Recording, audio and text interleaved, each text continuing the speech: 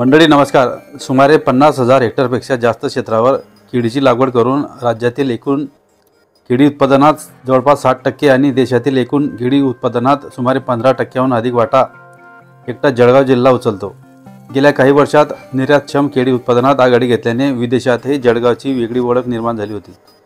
ही एक मोठी उपलब्धी असली तरी एकूणच जळगाव जिल्ह्यात समृद्ध बनवणारे हे पीक आता मोकळ्या वातावरणात वाढवणे खूप मोठे जिगरीचे ठरत आहे। गेल्या काही वर्षांपासून अवकाळी पाऊस, गारपीट, वादळी वारे, वाढते तापमान, अति थंडी, करपा व चरपा तसेच CMV पनामा अशा रोगांनी केळी बागा उद्ध्वस्त होण्यास सुरुवात झाली आहे। ज्या काही शेतकऱ्यांना केळीच्या बागांनी आर्थिक सुबत्ता देऊन स्थिर स्थावर केले व मान सन्मान दिला, त्या शेतकऱ्यांवर आता आत्महत्या करण्याची वेळ आली आहे। प्रयत्नांची पराकाष्ठा करूनही संकटांची मालिका पिछा सोडत नसल्याने बहुतांश सर्व केळी उत्पादक शेतकरी फार मेटाकुटीला आले आहेत। अशा या प्रतिकूल परिस्थितीवर मात करण्यासाठी उपयुक्त ठरू शकणारे climate smart precision farming of banana हे शेडनेटमधील केळीच्या बागेचे अनोखे मॉडेल जळगावच्या जैन हिल्सवर उभारण्यात आले आहे। पारंपरिक पद्धतीने केल्या जाणाऱ्या केळी लागवडीपेक्षा जरा हटके असलेली ही केळीची शेती शेतकऱ्यांना सध्या खूप मोठ्या प्रमाणात आकर्षित करीत आहे। जैन इरिगेशनचे केळी तज्ज्ञ डॉक्टर KB पाटील यांच्याकडून आज आपण त्याबद्दलची सविस्तर माहिती जाणून घेणार आहोत।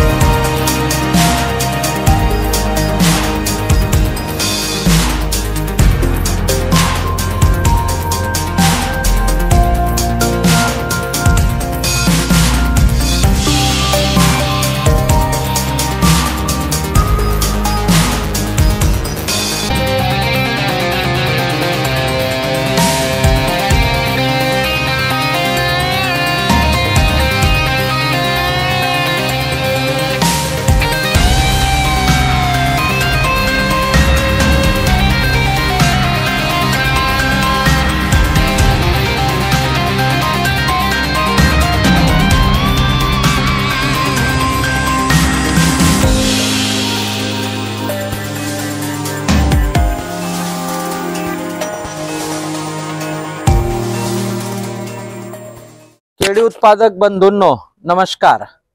आपण ज्या बागेमध्ये या ठिकाणी उभे आहोत ही बंदिस्त याच्यामध्ये लावलेली केळीची बाग आपण बघतो आहे, ज्याला आपण प्रोटेक्टेड कल्टिवेशन ऑफ बनाना असं म्हणू शकतो। खऱ्या अर्थाने हे जे बंदिस्त वातावरणामध्ये केळीची लागवड आहे याच्या पाठीमागची संकल्पना काय आणि आपण हे कशासाठी करायचं, जर आपण मागच्या अनादी काळापासूनचा विषय आपण बघितला तर शेतीवर एक ना एक वेगळी वेगळी संकट येताना आपल्याला दिसत आहेत। आपण जर जळगाव, धुळे, नंदुरबार, बऱ्हाणपूर ह्या केळीच्या हबचा विचार केला किंवा महाराष्ट्राचा विचार केला तर आपल्या असं निदर्शनामध्ये येईल की दरवर्षी वारा वादळाने म्हणजे क्लायमेट चेंजने केळीचं नुकसान होताना आपल्याला दिसत आहे। आणि म्हणून मग जर दरवर्षी केळी कापणीला तयार झाल्या, आता आपण जर बाहेर बघितलं तर जवळपास 240 झाडं 28 नोव्हेंबर आणि 1 डिसेंबरला वादळामध्ये केळीची पडली। परंतु आपण ज्या बंदिस्त वातावरणामध्ये, ज्या पॉली हाऊस मध्ये, नेट हाऊस मध्ये आपण केळी बघतो आहे, यामध्ये केळीचं पान सुद्धा फाटलं नाही आणि जी मोकळ्या वातावरणातली केळी होती ती पूर्णपणाने नष्ट झाली, पानं फाटली, जवळपास या 1 एकरामध्ये 240 झाडं पडली. कधी कधी संपूर्ण केळी जमीन दोस्त होते, भुईसपाट होते.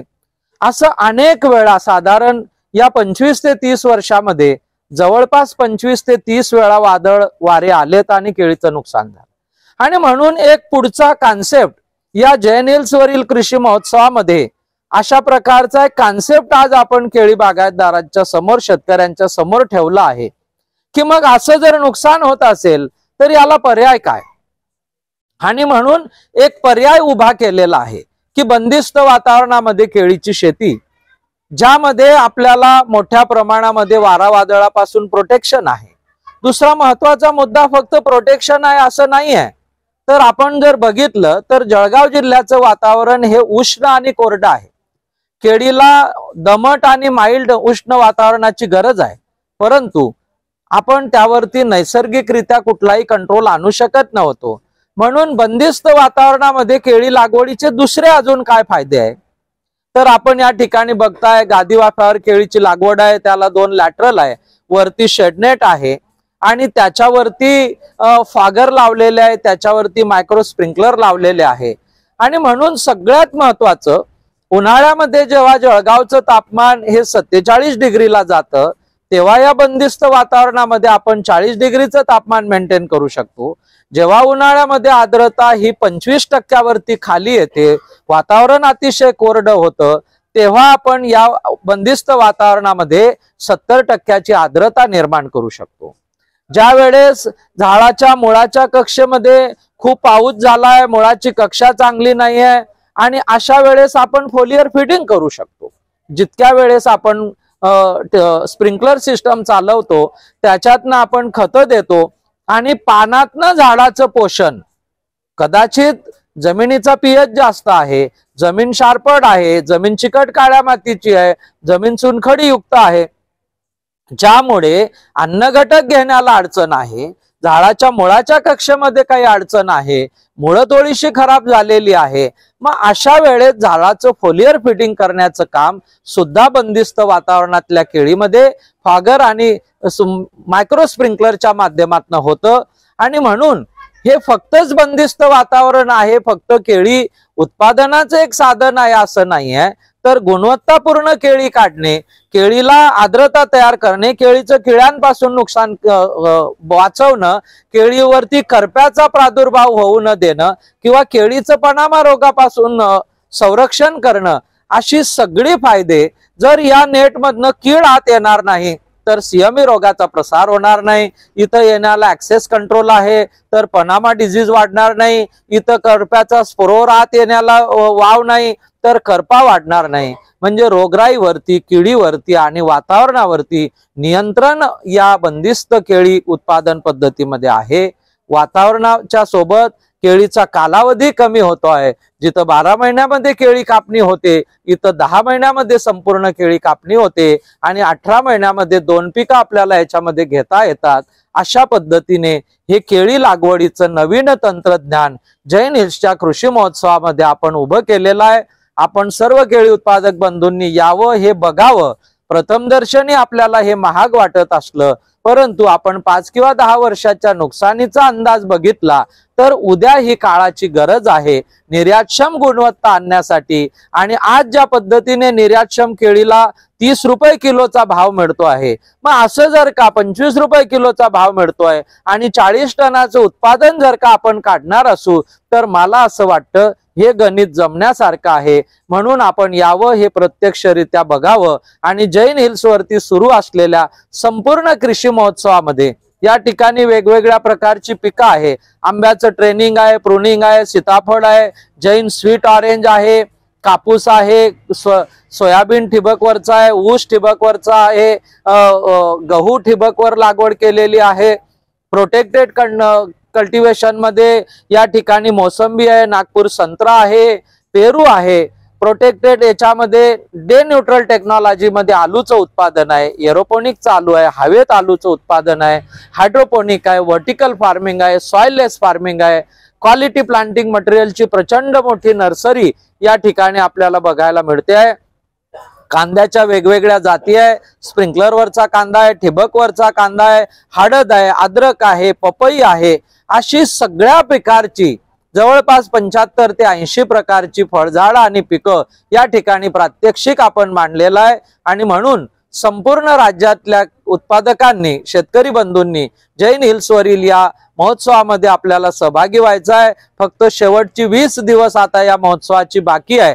दररोज 1000 ते 1500 शेतकरी बांधव या ठिकाणी दररोज येत आहे। त्यांची संपूर्ण व्यवस्था कंपनीच्या वतीने केल्या जाते आहे। आणि म्हणून मी जैन इरिगेशनच्या वतीने आपल्या सगळ्यांना विनंती करतो की कृपया आपण या महोत्सवामध्ये सहभागी व्हावं। खूप खूप धन्यवाद।